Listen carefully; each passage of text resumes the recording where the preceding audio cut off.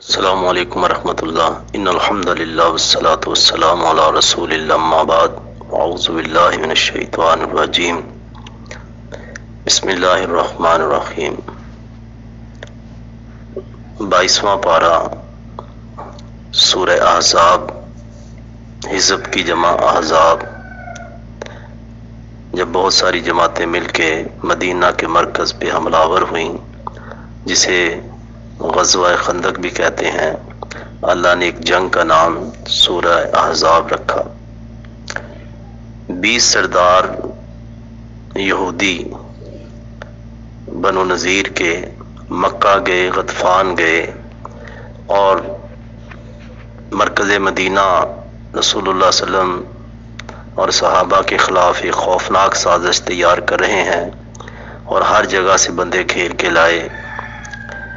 جو کل یہودی کرتے تھے وہی آج کرتے ہیں، جہاں جہاں بھی مسلمان کی سلطنت ان کی قوت کو ختم کرنا ہے تو پیچھے بنو نذیر کے سرداروں کی طرح بھاگ دوڑ کرتے یہی یہودی نظر آتے ہیں۔ تو 10,000 کا لشکر لے آئے، بہت بڑی تعداد، مدینے کی کل آبادی اتنی نہیں تھی۔ رسول اللہ صلی اللہ علیہ وسلم نے ہائی کمان کی میٹنگ طلب کر لی، مشورہ کیا۔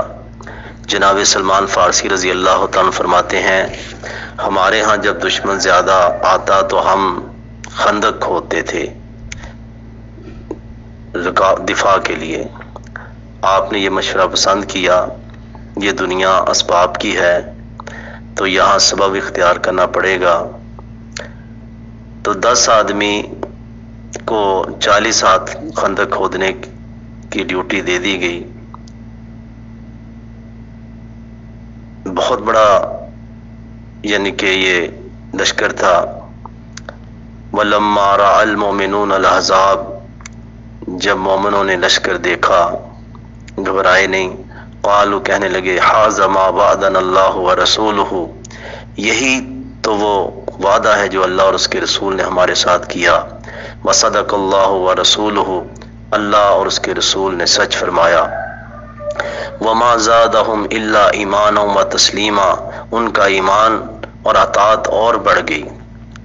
ایمان کم یا زیادہ ہوتا ہے 8 آیات قرآن مجید کے اندر اور متعدد احادیث میں، اور بندے کا اپنا بھی تجربہ، بعض اوقات نماز پڑھنے میں زیادہ لذت محسوس ہوتی ہے، بعض اوقات فارمیلٹی پوری ہوتی ہے تو ایمان گھٹتا بڑھتا ہے۔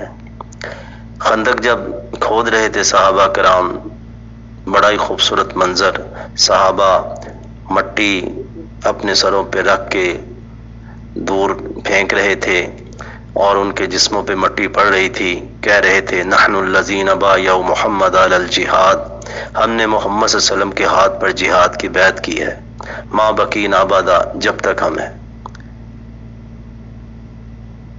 رسول اللہ صلی اللہ علیہ وسلم ان کی حالت دیکھ کے فرماتے اللہم اغفر للانصار والمہاجرین، اللہ انصار کو بھی معاف کر دے، مہاجرین کو بھی معاف کر دے۔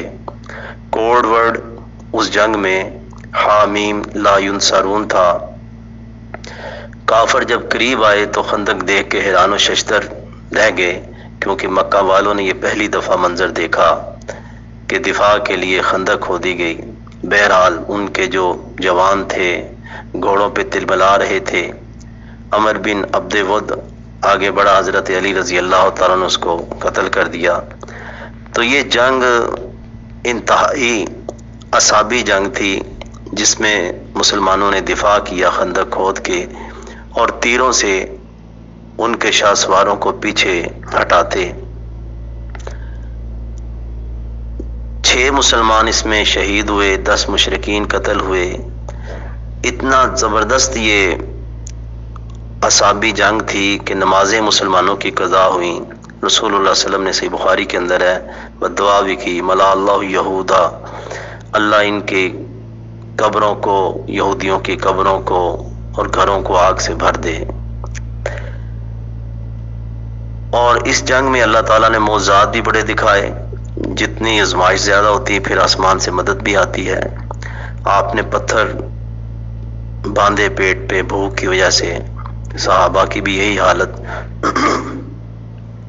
حضرت جابر رضی اللہ تعالیٰ عنہ جن کے والد عبداللہ احد میں شہید ہوئے، इनको ये पत्थर बांधना बर्दाश्त न हो अल्लाह के नबी का। घर गए, कुछ है, कहा 2.5 किलो जौ है और एक बकरी का बच्चा, बस रसूलुल्लाह सल्लल्लाहु अलैहि वसल्लम के कान में कह दो, 2-4 साथियों के साथ आ जाएं। तो उन्होंने दावत दी रसूलुल्लाह सल्लल्लाहु अलैहि वसल्लम को, फरमाया तुम जाओ, आटा गूंदने वाली एक और साथ अपनी बीवी के मिला लो, तो जब मैं आऊँगा तो रोटियां पकानी शुरू कर देना। आपने सब सहाबा को दावत दे दी। अल्लाह अकबर, 1000 से जायद सहाबा कराम और सब लश्कर ने खाना खा लिया। ना आटा ख़त्म हुआ और ना खाना गोश्त ख़त्म हुआ जो 2-2.5 किलो था। इसी तरह एक दफ़ा इसी जंग में कुछ खजूरें लेके नुमान बिन बशीर रज़ी अल्लाह तआला की बहन खजूरें लेके जाने लगी तो आपने उसको बुला लिया और इसी तरह चादर पे बिछा दी और वो भी सहाबा कराम ने खाई। अल्लाह ने उसमें बड़ी बरकत डाली। सूरह अहज़ाब की ही एक आयत है। अनस बिन नज़र रज़ी अल्लाह तआला अन्हु सहाबी बदर में ना शामिल हो सके तो इन्होंने कसम खाई कि अल्लाह अगर कोई ऐसा मौका हो तो मैं फिर तेरा बंदा अपने बहादुरी के जौहर दिखाएगा, कुर्बानी पेश करेगा। इसी किस्म के मुसलमानों के लिए अल्लाह ताला ने फरमाया, मिनल मोमिनीन रिजालुन सदकू मा अहदुल्लाह अलैहि, मोमिनों में कुछ बंदे ऐसे भी हैं जो अल्लाह से किए हुए अहद को सच कर दिखाते हैं। फमिनहुम मन क़ज़ा नहबहु, कुछ इनमें कुर्बानी पेश कर चुके और कुछ इंतज़ार में हैं। वमा बद्दलू तब्दीला, ये अपने अहद में बदले नहीं। बाजार तो ये अनस बिन नज़र रज़ी अल्लाह तआला के बारे में है जिन्होंने अपने जिस्म को छलनी करवा लिया और बहन ने उनकी अंगूठी उंगली से पहचाना कि ये मेरे भाई की लाश है। लेकिन क़यामत तक ऐसे खुशकिस्मत इस आयत के मिस्दाक बनते रहेंगे कि जो अपनी कुर्बानियाँ पेश करते रहे और रब को कहते रहे कि अल्लाह हमने अपने अहद को बदला नहीं। वो कश्मीर के मुजाहिदीन हों या अफगानिस्तान के या फ़लस्तीन के वो खुशकिस्मत लोग, तो जब भी मार्का हक व बातल होता है ऐसी पाकबाज रूहें और ऐसे खूबसूरत किरदार सामने आ जाते हैं। तो काफिर 10,000 की तादाद में आए तो उधर से भी काफिर पहाड़ी के ऊपर से भी निकल रहे हैं, दामन से भी। अल्लाह ताला ने उस मंजर को खींचा 10 नंबर आयत में, इज़ जाऊकुम मिन फौकिकुम व मिन अस्फल मिनकुम, जब दुश्मन ऊपर से भी आ रहा था और नीचे से भी उनके लश्कर आ रहे थे। व इज़्ज़ागतिल अब्सार, और आंखें चुंधिया गईं। वो बलगतिल कुलूबुल हनाजिर, और दिल हलक को आ गए। व तज़न्नून बिल्लाहि ज़ुनूना, और तुम अल्लाह के बारे में गुमान कर रहे थे कि आज हो का गया। अल्लाह ताला फरमाते हुनालिक इब्तुलियल मुमिनूना, उस वक़्त मोमिन आज़माए गए। व ज़ुल्ज़िलू ज़िल्ज़ालन शदीदा, और सख्त हला दिए गए। एक तो काफिरों का लश्कर था, दूसरा बनु कुरैज़ा के यहूदी जो थे, मुसलमानों के साथ इनका इत्तेहाद था। लेकिन ऐन मौके पे हई बिन अख्तब जो बनु नज़ीर का सरदार था, उसने उनको बदअहदी पे आमादा कर दिया। तो इससे मुसलमानों के घर, उनकी औरतें बच्चे भी गैर महफूज हो गए।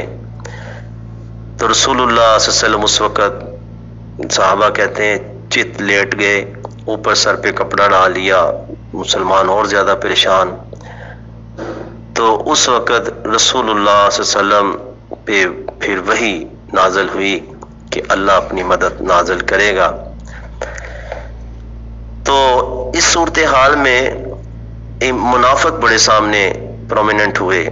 इस यकूलुल मुनाफिकून वल्लज़ीना फ़ी क़ुलूबिहिम मरज़ुन, मुनाफिक कहने लगे जिनके दिलों में मर्ज था, मा वादनल्लाहु व रसूलुहु इल्ला गुरूरा, अल्लाह रसूल का वादा तो धोखा ही रहा। अस्तग़फिरुल्लाह। खंदक खोदते वक़्त है ना, एक जगह चट्टान सख्त आ गई। सलमान फारसी रज़ी अल्लाह ने दरख्वास्त की कि अल्लाह के हबीब ये टूट नहीं रही।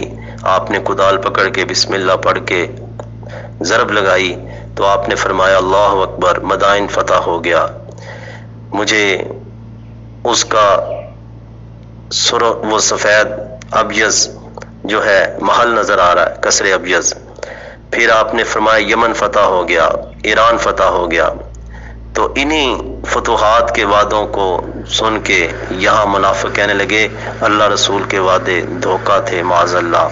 اور وَإِذْ قَالَتْ طَائِفَةٌ مِّنْهُمْ، انہی میں سے ایک جماعت منافقوں میں یہ کہنے لگی یا اہل یثرب، یا اہل یثربا، او مدینے والو، لا مقام لکم، آج نہیں تم لڑ سکتے ٹھہر سکتے، فرجعوا، واپس چلو۔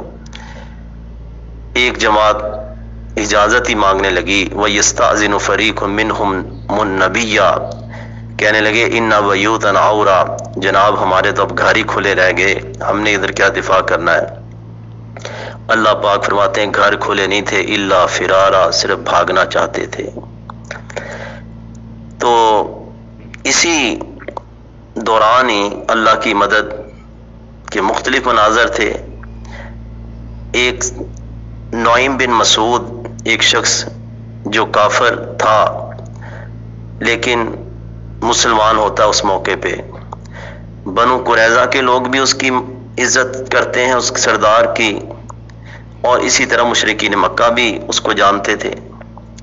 اس نے کہا جی میں کچھ کر سکتا ہوں۔ فرمایا تم اکیلے بندے کیا کر سکتے ہو؟ ٹھیک ہے ان کے اندر پھوٹ ڈلوا دو، یہ جو آپس میں ان کا اتحاد بن چکا ہے بنو قریظہ کا اور قریش والوں کا۔ اس نے کہا ٹھیک ہے۔ وہ گیا یہودیوں کے پاس کہ تمہارا دماغ خراب ہو گیا ہے تو تم نے توڑ دیا، انہوں نے تو چلے جانا، جنگ اگر نہ جیتے مکہ والے تو تم نے تو ادھر ہی رہنا ہے، تو اس لیے لڑائی میں ان کا ساتھ دینے کے لیے شرط رکھ دو کہ یہ 10 بندے اپنے تمہیں بطور ضمانت رکھائیں، پھر تم اٹیک میں شامل ہونا۔ کہا بات تو تیری بالکل صحیح ہے۔ اب مکہ والوں کے پاس گیا نعیم بن مسعود رضی اللہ تعالیٰ عنہ، کہا یہودیوں نے عہد تو توڑ دیا ہے لیکن اب پچھتا رہے ہیں، اب تجدید عہد کرنے کے لیے اللہ کے نبی کے ساتھ یہودی بنو قریظہ والے تمہارے 10 بندے پیش کریں گے، تو 10 بندے مانگیں گے تم سے۔ کہا اچھا یہ بات ہے۔ وہی بات ہوئی، مکہ والوں نے کہا یہودیوں کو حملہ کرو، کہا نہیں پہلے 10 بندے دو، تو دونوں کو نعیم بن مسعود کی بات کھٹک گئی، اور اس طرح اللہ تعالیٰ کی ایک بہت بڑی مدد اس صحابی سے ہوئی۔ 28 دن محاصرے کے بعد اللہ نے ایک اور مدد نازل کی، تیز ہوا بھیجی، فَأَرْسَلْنَا عَلَيْهِمْ رِيحًا، اللہ کہتے ہم نے ایک تیز ہوا بھیجی، ان کے جانور بدک گئے، خیمے الٹ گئے، ہنڈیاں ٹوٹ گئیں، وَجُنُودًا لَمْ تَرَوْهَا، اور ایسے لشکر بھیجے جو تمہیں دکھائی نہیں دیتے تھے۔ اللہ اپنے لشکر اپنے بندوں کی مدد کے لیے میدان جہاد میں بھیجتا ہی رہتا ہے۔ اس کے بعد جب یہ صورتحال ہو گئی، ناکام و نامراد وہ اتحادی فوج واپس گئی، اللہ تعالیٰ فرماتے ہیں وَرَدَّ اللَّهُ الَّذِينَ كَفَرُوا بِغَيْظِهِمْ، اللہ نے ان کو پھیر دیا کافروں کو غصے کے ساتھ ہی، لم ینالوا خیرا، وہ اتحادی فوج کوئی خیر نہ پا سکی۔ کیوں؟ وَكَفَى اللَّهُ الْمُؤْمِنِينَ الْقِتَالَ، اللہ مومنوں کی طرف سے قتال میں کافی ہے۔ وَكَانَ اللَّهُ قَوِيًّا عَزِيزًا، اللہ قوت والے ہیں، اللہ ہی زبردست ہیں۔ ہر دور میں اتحادی فوجیں آتی رہیں مسلمانوں کو ختم کرنے کے لیے، لیکن جب جہاد پہ مسلمان کھڑے ہوتے ہیں تو پھر جدید ترین ٹیکنالوجی، سیٹلائٹ سسٹم، B-52 اور ڈیزی کٹر اور کیا کیا یعنی کہ وسائل اور اسلحے کے باوجود بھی اتحادی فوجیں اسی طرح لم ینالوا خیرا قبضہ نہیں کر سکتے، ناکام و نامراد ہی 17 سال بعد بھی واپس ہی جاتے ہیں۔ افغانستان کے میدان پکار پکار کے اس آیت کی بازگشت ہمیں سناتے ہیں۔ یہ چلے گئے، رسول اللہ صلی اللہ علیہ وسلم ام سلمہ رضی اللہ تعالیٰ کے گھر تشریف لائے، غسل فرمانے لگے، ظہر کا وقت تھا، تو جبریل علیہ السلام آ گئے، فرمایا اپنے ہتھیار اتار دیے، فرمایا اور کدھر جانا ہے؟ کہا ہم نے تو نہیں ہتھیار اتارے، ابھی بنو قریظہ کے یہودیوں کو سزا دینی ہے، میں آگے جا رہا ہوں قلعوں میں، زلزلوں یعنی کہ ان کے قلعوں میں زلزلہ پیدا کر دوں گا اور دلوں میں دہشت ڈال دوں گا، اور اس کے بعد آپ نے صحابہ کو بھی جاؤ عصر کی نماز ادھر ہی جا کے بنو قریظہ کی گڑیوں میں پڑھنا، کچھ نے راستے میں پڑھ لی، آپ نے ان کو بھی کچھ نہیں کہا، کئیوں نے عشاء کے وقت جا کے مغرب کے بعد یعنی کہ وہ عصر کی نماز پڑھی رسول اللہ صلی اللہ علیہ وسلم کے حکم کے مطابق۔ تو اسی جنگ میں نا زخمی ہو گئے تھے سعد بن معاذ، یعنی کہ مدینے کے بہت بڑے سردار تھے انصار کے، جو مقام صدیق اکبر کو مہاجرین میں حاصل تھا مدینے میں سعد بن معاذ کو تھا، ٹوٹ کر محبت کرتے تھے رسول اللہ صلی اللہ علیہ وسلم سے۔ تو بدر میں بھی انہوں نے زبردست آپ کو خوش کر دیا اپنی حمایت کے اوپر، یعنی کہ حمایت دلا کے۔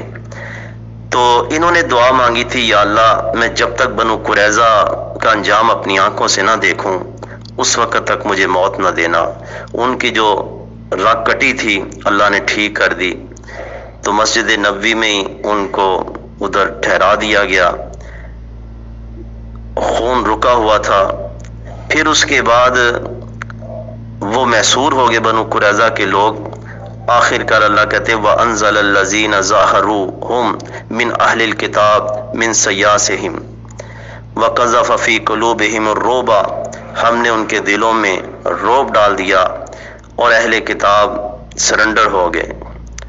ایک جماعت کو تم قتل کر رہے تھے اور ایک جماعت کو تم گرفتار کر رہے تھے۔ انہوں نے کہا جی سعد بن معاذ فیصلہ کریں، یہودی بنو قریظہ والوں نے کہا، وہ فیصلہ ہم اٹھ کر تسلیم کریں گے۔ آپ نے ان کو باقاعدہ وہاں سے مسجد نبوی سے بلوایا جو زخمی تھے، تو آپ نے فرمایا اٹھ کے اپنے سردار کا استقبال کرو۔ رسول اللہ صلی اللہ علیہ وسلم فرماتے ہیں اللہ اکبر، انہوں نے کہا جی میرا فیصلہ سب مانیں گے، شرم سے چہرہ مبارک دوسری طرف کر کے فرمایا ہاں زمین والے بھی مانیں گے تیرا فیصلہ، سعد آسمان والے بھی مانیں گا۔ تو انہوں نے پھر یہی فیصلہ کہ جو لڑنے والے ہیں ان کو قتل کر دیا جائے، باقیوں کو گرفتار کر دیا جائے۔ فرمایا تیرا فیصلہ سات آسمانوں والے رب کا بھی یہی فیصلہ تھا۔ اس کے بعد اللہ رب العزت نے حضرت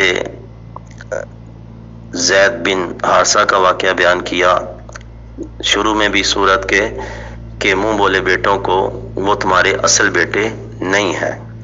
نبی صلی اللہ علیہ وسلم نے ان کو اپنا بیٹا بنا لیا تھا، تو اپنی خود پھوپھی ذات سے ان کا نکاح بھی کیا زینب رضی اللہ تعالیٰ عنہ سے، لیکن یہ احساس غلامی میں اور وہ احساس برتری میں انبا نہیں رہتی تھی۔ رسول اللہ صلی اللہ علیہ وسلم آخری نبی تھے، اور اس رسم کا خاتمہ کیونکہ عرب کے لوگ منہ بولے بیٹے کو اصل بیٹا سمجھتے تھے اور اس کی بیوی کو اصل بہو کی طرح ہی سمجھتے تھے، نکاح نہیں کرتے تھے۔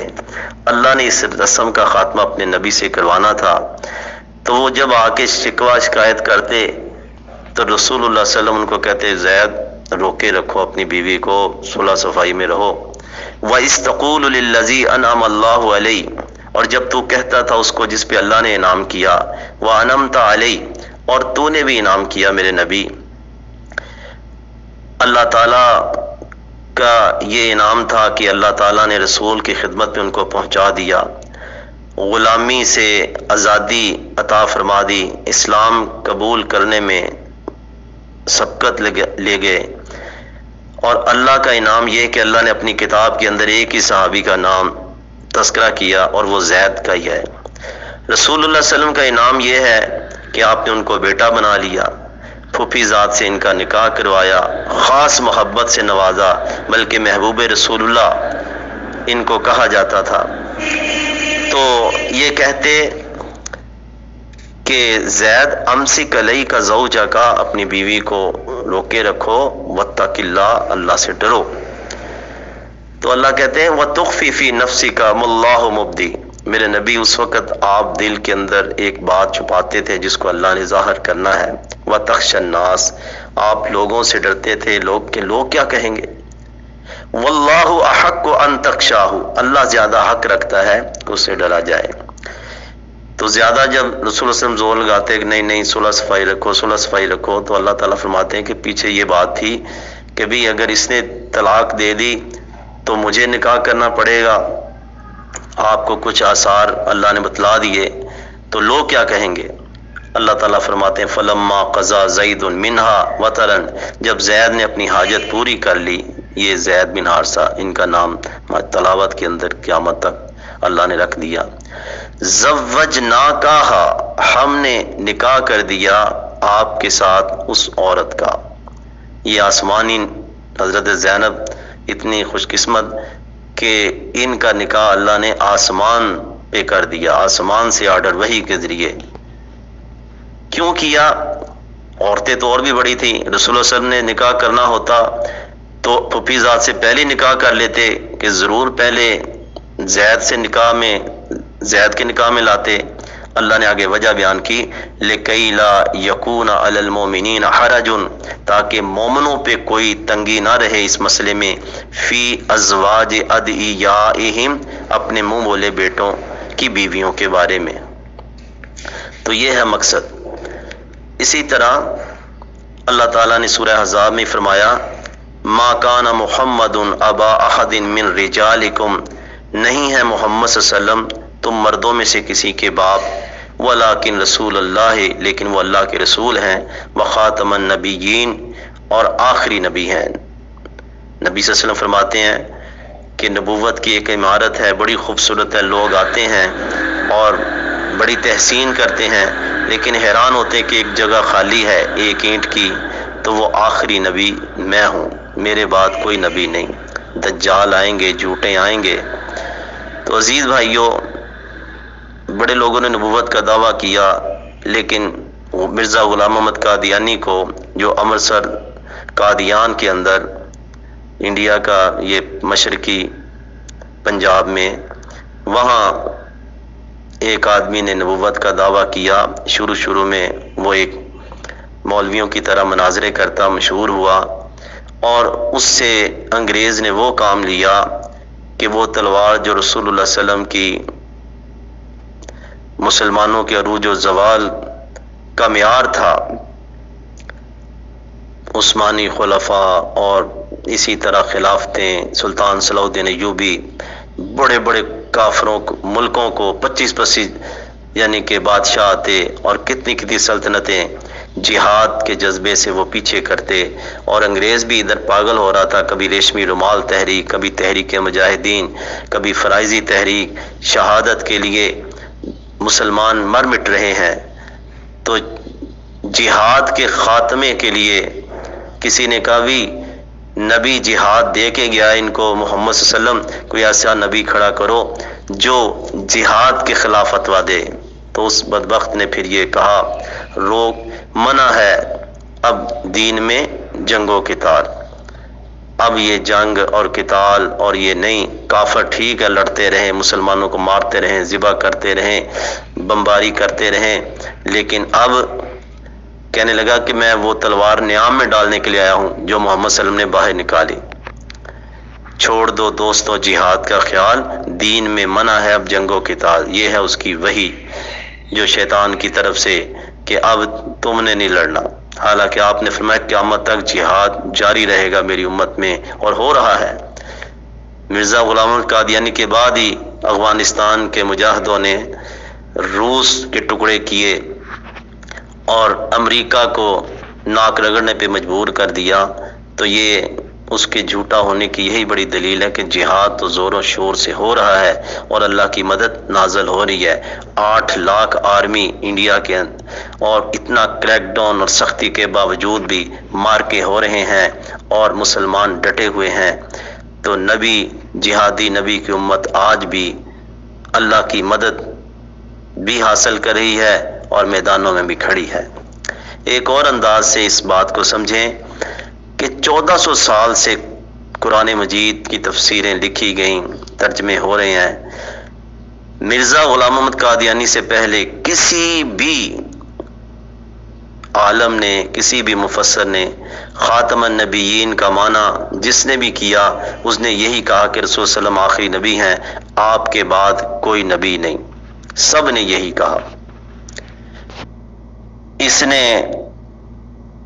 سب نے یہ تفسیریں کی کہ نبوت کا دروازہ بند کر دیا خاتم النبیین، اس نے کہا نہیں، اب جو نبی آئے گا، خاتم النبیین کا معنی اب جو نبی آئے گا وہ محمد صلی اللہ علیہ وسلم کی امت میں سے آئے گا، آپ کی مہر کے ساتھ آئے گا۔ خاتم کا معنی اس نے مہر لے دیا، حالانکہ مہر کا معنی سیل ہو گیا، نبوت کا سلسلہ مہر لگی، سیل ہو گیا۔ اس نے کہا نہیں، اب آپ کی امت میں سے یعنی کہ جو آئے گا نبی آئے گا، نبی کی مہر کے ساتھ آئے گا۔ تو محمد صلی اللہ علیہ وسلم تم مردوں میں سے کسی کے باپ نہیں، آپ کے بچے ہوئے قاسم، طیب، طاہر، ابراہیم، یعنی کہ 3 بیٹے، تو بچپنے میں ہی چلے گئے، بلوغت سے پہلے ہی۔ بیٹیاں زندہ رہیں، ان کی آگے اولاد بھی ہوئی، لیکن بیٹے اللہ نے بچپنے میں بلا لیا۔ تو خاتم النبیین یہ ہر دور میں فتنہ ہے، کیونکہ اس وقت ملکہ برطانیہ یعنی کہ یہ برطانیہ کی حکومت تھی جب اس نے نبوت کا اعلان کیا، اور بعد میں پوری دنیا کے کافر بھرپور سپورٹ کرتے ہیں، ان کے لیے ویزے جاری ہوتے ہیں اور ان کے لیے کیا کچھ ہے، یہی سمجھ لیں۔ قرآن تو کہتا ہے یہودی عیسائی تمہارے دوست نہیں ہو سکتے، تو یہ کیا وجہ ہے کہ یہ کیسے مسلمان ہیں جن کے لیے وہ آنکھیں بچاتے ہیں، جن کے لیے سہولتیں دے رہے ہیں اور جن کے لیے ویزے جاری کر رہے ہیں؟ اس انداز سے بھی ذرا سوچئے۔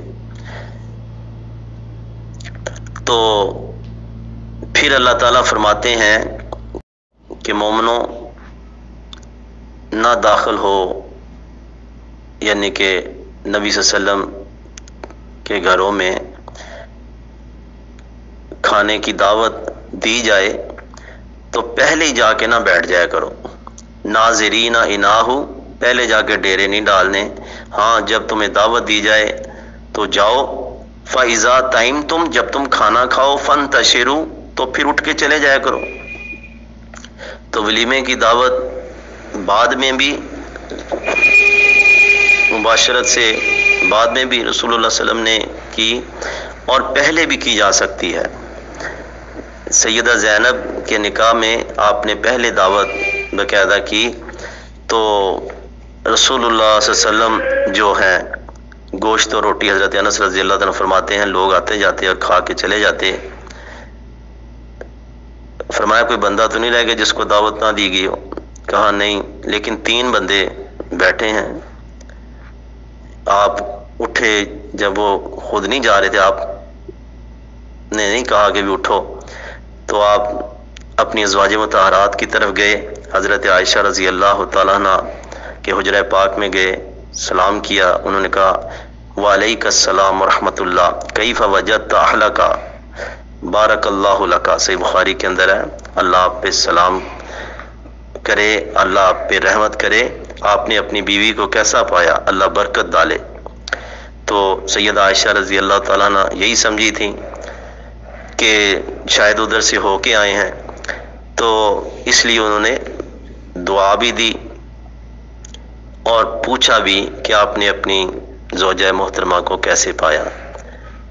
تو یہ اس کے بعد یعنی کہ وہ بندے بعد میں گئے کافی دیر بعد۔ پھر اسی طرح اللہ تعالیٰ کا حکم ہے اسی سورہ احزاب میں وَإِذَا سَأَلْتُمُوهُنَّ مَتَاعًا فَاسْأَلُوهُنَّ مِنْ وَرَاءِ حِجَابٍ، جب تم ان سے کوئی سوال کرو کسی سامان کا تو پردے کے پیچھے کرو۔ عمر رضی اللہ تعالیٰ فرمایا کرتے کہ میں نے 3 باتوں میں اپنے رب سے موافقت کی۔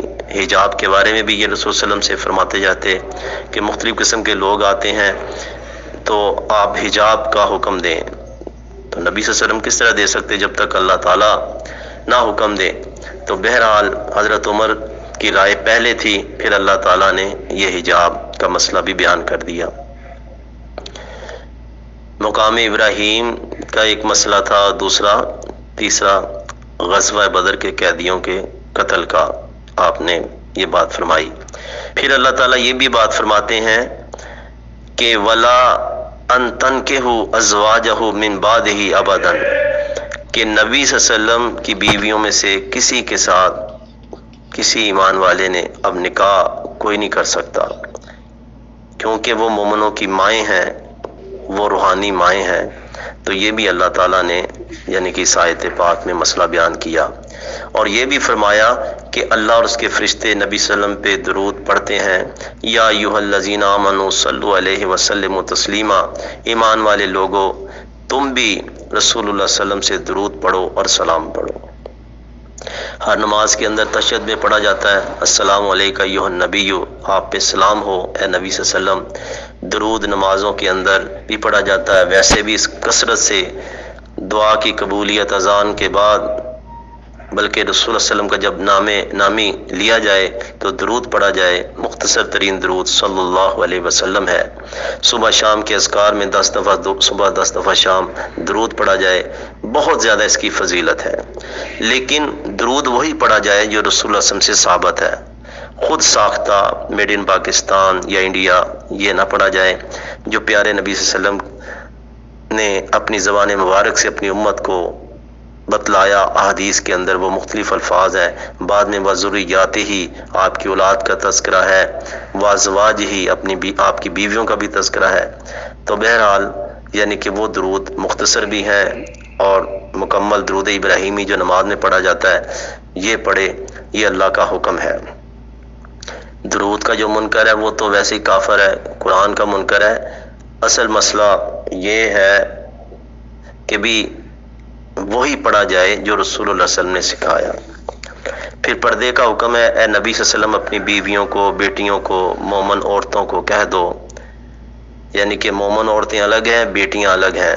آپ کی ایک بیٹی نہیں تھی، 4 بیٹیاں، یہ جمع کا صیغہ ہے کہ بڑی چادروں کو اپنے اوپر ڈھانپ لیں اور کچھ لٹکا لیں تاکہ وہ پہچانی جائیں مومن عورتیں کہ بھی یہ شریف گھرانوں کی عورتیں ہیں۔ اللہ بخشنے والا رحم کرنے والا ہے، پہلے جو کچھ بھی ہو گیا۔ سورہ سبا میں ہے قیامت کا دن ہوگا، دنیا اکثر شیطان کے پیچھے ہی آج بھی لگی ہوئی ہے، تو اللہ تعالیٰ فرماتے ہیں وَلَقَدْ صَدَّقَ عَلَيْهِمْ إِبْلِيسُ ظَنَّهُ، ابلیس نے اپنا گمان سچ کر دکھایا۔ فَاتَّبَعُوهُ إِلَّا فَرِيقًا مِنَ الْمُؤْمِنِينَ، اکثر لوگوں نے اسی کی پیروی کی، نبیوں کے مقابلے میں زیادہ لوگوں نے شیطان کی ہی بات مانی۔ ابلیس نے تو ایک گمان اندازہ لگایا تھا نا کہ میں ان کو پھسلاؤں گا تو یہ میرے پیچھے لگ جائیں گے، اور اللہ تعالیٰ فرماتے ہیں ابلیس نے اپنا گمان سچ کر دکھایا۔ کون محمد صلی اللہ علیہ وسلم کی بات مانتا ہے، کون اللہ کی بات مانتا ہے؟ ملکوں کے ملک، محلوں کے محلے سب نافرمانی پہ ہیں اور دنیا کی رنگینی میں گم ہے۔ پھر اللہ تعالیٰ نے عقیدے کی بات فرمائی، میرے نبی آپ کہیں ادعوا الذین زعمتم من دون اللہ، پکارو ان لوگوں کو جن کے بارے میں تمہارا گمان ہے کہ یہ کچھ کر سکتے ہیں اللہ کے سوا، اولاد دے سکتے ہیں، شفا دے سکتے ہیں، رزق میں برکت ڈال سکتے ہیں۔ سن لو لا یملکون مثقال ذرۃ فی السماوات ولا فی الارض، وہ ملکیت نہیں رکھتے مثقال ذرۃ، ذرے کے برابر آسمانوں اور زمین میں، ذرے کے برابر ملکیت نہیں رکھتے۔ ذرہ کتنا کی ہے، ہاتھ میں نہیں آتا۔ ذرات باریک سوراخ سے روشنی آ رہی ہو تو چمکتے ذرات نظر آتے ہیں۔ ہم نے تو گنج بخش بنا لیا، خزانے بخشنے والا، اللہ کہتے ہیں کچھ ذرہ بخش بھی نہیں۔ اسی طرح اللہ تعالیٰ فرماتے ہیں اے میرے نبی وما ارسلناک الا کافۃ للناس بشیرا ونذیرا، ہم نے آپ کو سب انسانیت کے لیے بھیجا، خوشخبری دینے والا اور ڈرانے والا، صرف مکہ والوں یا مدینے والوں یا قرب و جوار کے علاقوں والوں کے لیے نہیں، سب انسانیت، قیامت تک آنے والے انسان کے لیے آپ رہبر، رہنما اور رسول ہیں۔ یہی ہے معنی کہ محمد صلی اللہ علیہ وسلم اللہ کے رسول ہیں، یعنی کہ آپ کی رسالت قیامت تک چلے گی۔ یہ جو کافروں سے معروف فلسفہ ہے نا کہ کوئی یہودی اپنے طور پہ ٹھیک ہے، عیسائی اپنے طور پہ ٹھیک ہے، سب جنت میں جائیں گے، جس طرح غامدی صاحب کہتے ہیں، ایسا نہیں ہے بھائیوں۔ محمد صلی اللہ علیہ وسلم کے آ جانے کے بعد نجات کے لیے کافی ہے کہ ضروری ہے کہ وہ آپ کی پیروی کی جائے۔ لو کان موسیٰ حی لما وسع الا اتباعی، آپ نے فرمایا اگر موسیٰ بھی زندہ ہو تو نجات کے لیے میری پیروی کرے گا۔ تو وہ قرآن کی آیتوں کا غلط معنی ہے کہ جس میں کوئی صابی ہے، کوئی یہودی ہے، کوئی اور مذہب پہ ہے، اللہ اور آخرت پر ایمان لاتا ہے تو اللہ اس کو اجر دے گا۔ وہ حضرت سلمان فارسی کے سوال پر کہ جو پہلے زمانے میں نیک بندے فوت ہو گئے ان کے بارے میں یہ آیت نازل ہوئی تھی۔ سورہ فاطر 10 نمبر آیت میں اللہ فرماتے ہیں من کانا یرید العزت فللہ العزت جمیعا، لوگوں جو عزت چاہتا ہے تو عزت تمہیں اللہ کے پاس ملے گی، ساری عزتیں رب کے پاس ہیں۔ اللہ کے سامنے جھک جاؤ، جتنا جھکتے جاؤ گے اللہ اتنا اونچا لے جاتا جائے گا تمہیں۔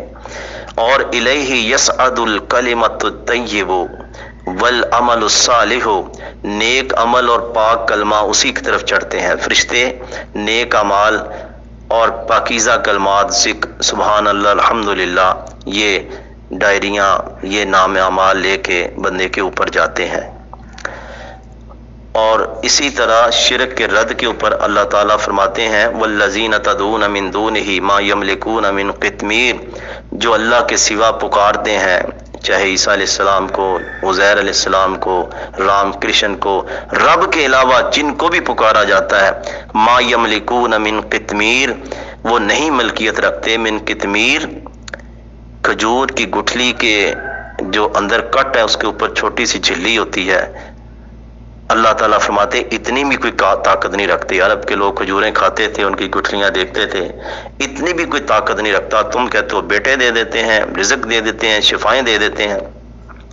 ان تدعوہم، اگر تم ان کو پکارتے ہو، لا یسمعوا دعاءکم، تمہاری پکار کو نہیں سنتے۔ ولو سمعوا، اگر سن بھی لیں، مستجابوا لکم، وہ جواب نہیں دے سکتے۔ یعنی کہ وہ مٹی اور چاندی کی یا پتھر کی مورتیاں ہیں یا زمین میں مدفون لوگ ہیں، اول تو وہ تمہاری پکار سنتے نہیں، اگر وہ سن بھی لیں تو جواب نہیں دیتے۔ وَيَوْمَ الْقِيَامَةِ يَكْفُرُونَ بِشِرْكِكُمْ، قیامت کا دن ہوگا تم بڑا کہو گے جی ہم نیاز لے کے آتے تھے، ہم سجدے کرتے تھے، ہم پکارتے تھے، وہ تمہارے شرک کا انکار کر دیں گے۔ کیوں؟ سورہ یونس میں ہے، وہ کہیں گے ان کننا ان عبادتکم لغافلین، ہم تمہاری عبادت، تمہارے سجدے، تمہارے پکارنے، نظر و نیاز سے غافل تھے۔ آگے اللہ کہتے ہیں وَلَا يُنَبِّئُكَ بِمِثْلُ خبیر، تمہیں خبر نہیں دے گا ایسی خبر دینے والی ہستی کی طرح کوئی اور خبر نہیں دے گا۔ قیامت کی خبریں اللہ تمہیں دے رہا ہے تو ادھر کہیں پھنس نہ جانا۔ یا ایھا الناس انتم الفقراء، عقیدہ ٹھیک کر لو، اے لوگو تم سب فقیر ہو اللہ، اللہ کے دربار میں۔ غیر اللہ کو پکارنے والا اسی طرح ہے کہ ایک بادشاہ چیزیں بانٹ رہا ہے، تقسیم کر رہا ہے، فقیروں کی لائن لگی ہے، پچھلا فقیر اگلے فقیر کو کہے یار تو مجھے دے دے۔ سب انبیاء، صالحین، صدیقین، شہداء، سب انسان، یا ایھا الناس انتم الفقراء، تم سب فقیر ہو۔ واللہ هو الغنی الحمید، اللہ بے پرواہ اور تعریف کیا گیا ہے۔ 27 اور 28 نمبر آیت میں اللہ تعالیٰ فرماتے ہیں، آخری آیت سن لیں، لوگوں کیا تم دیکھتے نہیں اللہ نے آسمان سے بارش نازل کی، اللہ پھل نکالتا ہے، مختلفاً الوانھا، جس کے رنگ مختلف ہے۔ اللہ اکبر۔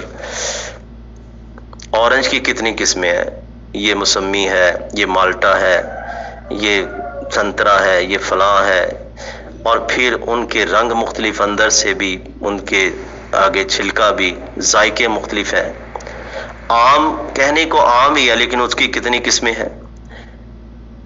وَمِنَ الْجِبَالِ جُدَدٌ بِیضٌ وَحُمْرٌ مُخْتَلِفٌ أَلْوَانُهَا، پہاڑوں کو دیکھو نا، سفید ہیں، سرخ ہیں، ان کے بھی مختلف رنگ ہیں۔ غرابیب وسود، سیاہ رنگ کے ہیں۔ اسی طرح انسانوں میں، چوپایوں میں، مویشیوں میں کتنی مختلف رنگت ہے۔ اللہ اکبر۔ اللہ تعالیٰ یہ ماربل لگتا ہے، یہ گرے کلر کا ہے، یہ براؤن کلر کا ہے، پہاڑوں کے اندر اللہ نے ورائٹی رکھی، پھلوں میں، انسانوں میں، مویشیوں میں۔ انما یخشی اللہ من عبادہ العلماء، ان سب چیزوں پہ غور و فکر کر کے ڈرتے اللہ سے، اللہ کے بندوں میں سے وہ ہیں جو علم رکھنے والے ہیں۔ جاہل تو بس چارہ ہی کھانا نا، اس نے ان چیزوں پہ غور و فکر نہیں کرنا، اللہ کی تخلیق، کیسے کیسے پتے، کیسے کیسے پھول، کیسی کیسی خوشبوئیں، کیسے کیسے ان کے ڈیزائننگ اللہ نے کر دی ہے، جانوروں کے وجود پہ غور کرو، پہاڑوں اور ان کے ماربل کی ذرا رنگوں کو دیکھو۔ ان اللہ عزیز غفور، لوگو شرک چھوڑ دو، توحید کی طرف آ جاؤ، غور و فکر کر کے اللہ کو پہچانو، اللہ زبردست ہے اور بخشنے والا۔ اللہ سمجھنے کی توفیق۔